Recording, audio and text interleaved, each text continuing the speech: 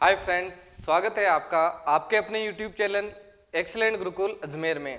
तो दोस्तों, आज मैं लेकर के आया हूँ आपके लिए लेटर राइटिंग अपने राइटिंग सेक्शन का एक बहुत ही इंपॉर्टेंट पार्ट है, जो कि 10th क्लास और 12th क्लास दोनों के लिए ही इंपॉर्टेंट है, ज़्यादा मार्क्स गेन करने के लिए।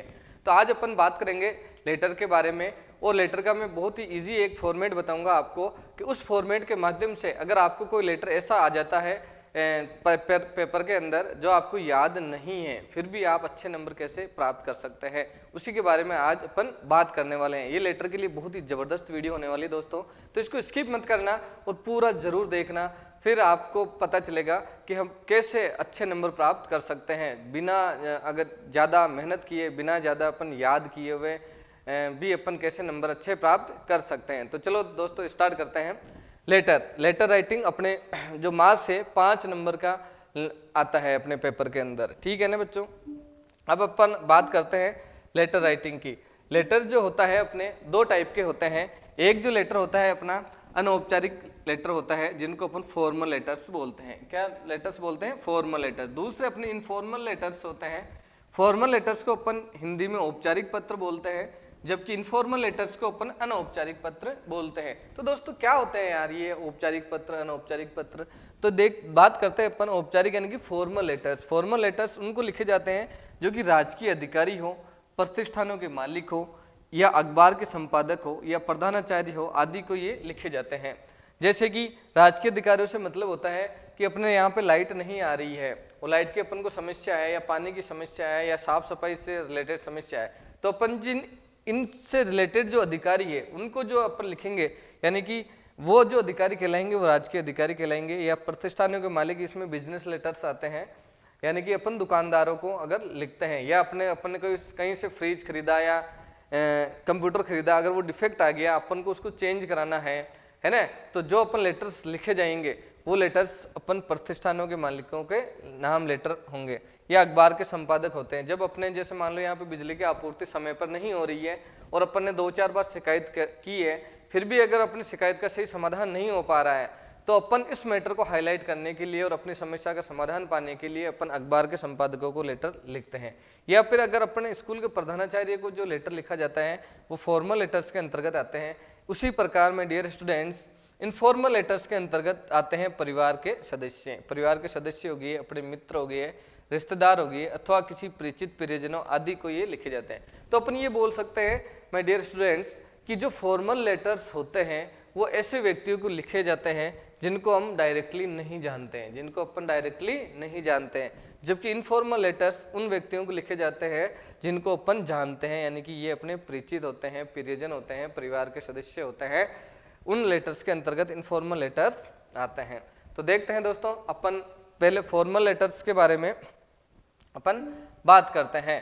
तो पहले फॉर्मल लेटर्स की बात करेंगे अपन, तो पहले फॉर्मेट याद रखना जरूरी है। अपन को क्या याद रखना जरूरी है? सबसे ज्यादा इंपॉर्टेंट चीज अपने लिए क्या है बच्चों? फॉर्मेट इंपॉर्टेंट चीज है अपने लिए, ठीक है। तो यहाँ पे सबसे पहले आता है बच्चों सेंडर्स एड्रेस। क्या आता है? सेंडर्स एड्रेस आता है। इस पूरे फॉर्मेट का आप स्क्रीनशॉट भी ले लीजिएगा, मैं स्क्रीनशॉट के लिए आपको समय दूंगा। पहले मैं आपको समझा रहा हूँ, थोड़ा वीडियो स्किप मत करना, पूरा समझ लो। सेंडर्स एड्रेस का मतलब हो गया यहाँ पे लिखने वाले का एड्रेस लिखा जाएगा। जैसे 3 लाइनों में अपन लिख सकते हैं। अगर क्वेश्चन में दिया हुआ हो तो ठीक है, नहीं दिया हुआ हो तो अपने हिसाब से, जैसे अपने लिखा 256 B Ramnagar, PG road, Ajmer, ये 1, 2 और 3 लाइनों में अपन ने लिख दिया है। तो ऐसे ही अपन को 3 लाइनों में लिखना है। यहाँ पे सेंडर्स एड्रेस आ गया, ये लिखने वाले का नाम। फिर एक लाइन अपन को छोड़नी है, फिर डेट डालनी है बच्चों। और डेट डालने का फॉर्मेट जो है अपना इस टाइप से होगा। जैसे मान लो अपन ने लिखा 4 दिसंबर 2022, इस डेट को ऐसे नहीं लिख सकते अपन कि 4 लिख दिया, फिर अपन ने 12 लिख दिया, फिर 2022 लिख दिया। ऐसे लिखेंगे तो ये गलत है बच्चों। तो इसको कैसे लिखा जाएगा? इस टाइप से लिखा जाएगा, 4 दिसंबर 2022। इस फॉर्मेट में आपको ये लेटर लिखना है। अब उसी के जस्ट नीचे letter number if any. Letter number का मतलब होता है कि आपको जैसे रिकॉर्ड पता करना रहता है ना अपने किसी विभाग को, तो वो लेटर नंबर डाल देता है, ताकि लेटर नंबर से फटाफट से पता चल जाता है कि लेटर नंबर कौन सा है। तो ये लेटर नंबर इफ एनी, अगर आप चाहो तो लिख भी सकते हो, नहीं चाहो तो नहीं भी लिख सकते हो, ऐसा कोई जरूरी नहीं है। अगर लिखना चाहे तो अपन ऐसे लिखना है अपन को, लेटर नंबर कुछ भी लिख सकते हैं अपन। जैसा भी ये कंप्लेंट से रिलेटेड मैं लेटर लिख रहा हूँ, तो इसलिए मैंने लिखा है COM COM यानी कंप्लेन, और फिर अपन ने यहाँ पे ओब्लिक का साइन लगाना है। यहाँ पे 2 वर्डों की कोई संख्या लिखनी है कोई भी, जैसे अपन ने 14 लिखा, लेकिन यहाँ पे ये बाध्यता है कि जिस भी ईयर में अपन लिख रहे हैं लेटर, वो जैसे 2022 है तो यहाँ पे 2022 आएगा, अगर 23 में लिख रहे हैं तो अपन 2023 आएगा, ये बाध्यता है। उसके बाद में बच्चों एक लाइन छोड़ी जाती है, एक लाइन छोड़ करके अपन क्या करते हैं, रिसीवर्स एड्रेस लिखा जाता है। किसका एड्रेस लिखा जाता है? रिसीवर्स एड्रेस लिखा जाता है। रिसीवर्स यानी कि जो उस लेटर को प्राप्त करेगा उसका एड्रेस लिखा जाएगा। और ये भी 3 लाइनों में हो गया, 1 लाइन 2 लाइन और ये 3 लाइन। अब मैं जैसे बता रहा हूँ कि अपन ने लिखा द एडिटर, जैसे अखबार के संपादकों को अपन लेटर लिख रहे हैं तो अपन ने क्या लिखा, द एडिटर।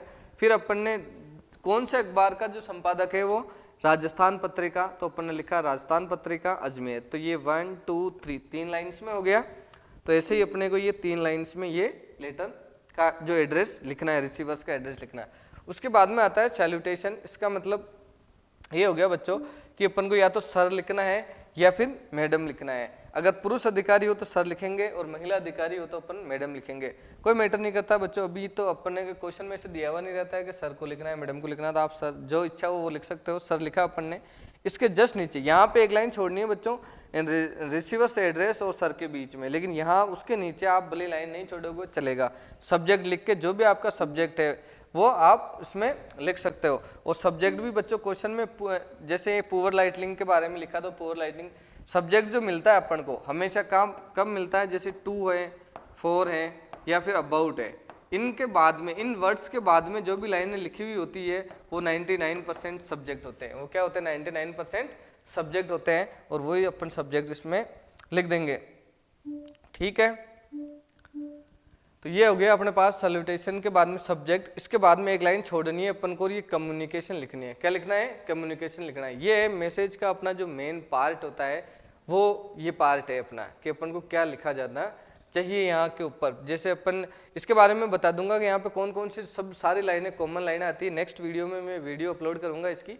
तो यहाँ पे ये मेन बॉडी बोल सकते हैं, मेन पार्ट ऑफ लेटर बोल सकते हैं, वो अपन को यहाँ पे लिखना है।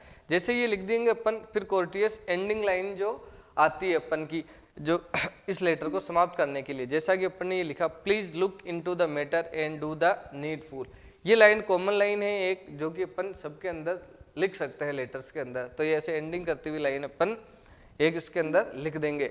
फिर अपन सब्सक्रिप्शंस लिख देंगे। सब्सक्रिप्शन में अपन अपने हिसाब से लिख देंगे, जैसे कि अपन किसको लेटर लिख रहे हैं उस हिसाब से अपन यहाँ पे लिख देंगे, जैसे योवर्स फेथफुली।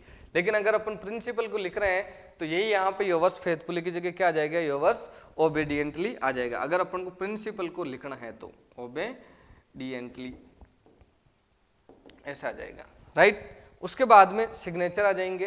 तो मैंने यहाँ पे मेरे सिग्नेचर कर दिए। ये आपके एग्जाम में सिग्नेचर करना जरूरी नहीं है, अब चाहो तो कर सकते हो। फिर नाम आ जाएगा, किसका नाम आ जाएगा, यानी कि जिसने लेटर लिखा। जैसे यहाँ पे सेंडर्स सिग्नेचर, तो सेंडर्स के सिग्नेचर आएंगे। फिर सेंडर्स नेम, जिसने भेजा है, जो जिसने लेटर लिखा है उसका नाम आ जाएगा। और यदि उसकी कोई पोस्ट है तो सेंडर्स पोस्ट इफ एनी, यदि कोई है तो वहाँ पे अपन लिख देंगे। इनक्लोजर यानी कि अपन और क्या क्या चीजें इसमें संलग्न की वो भी अपन मेंशन कर सकते हैं।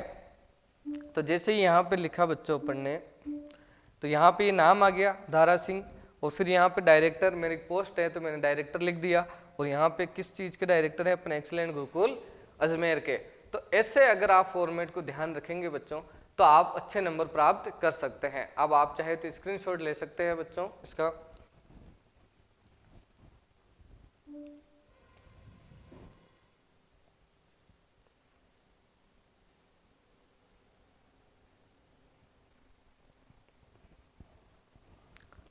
ऐसी और भी वीडियो देखने के लिए हमारे चैनल को सब्सक्राइब करना, और यार दोस्तों लाइक करना और शेयर करना मत भूलना। इससे हमारे को मोटिवेशन प्राप्त होता है और हम और भी ज़्यादा वीडियो बनाएंगे आपके लिए। और आप हमें कमेंट करके बताना कि और कौन से टॉपिक पे आपको वीडियो चाहिए। थैंक यू, शुक्रिया, धन्यवाद।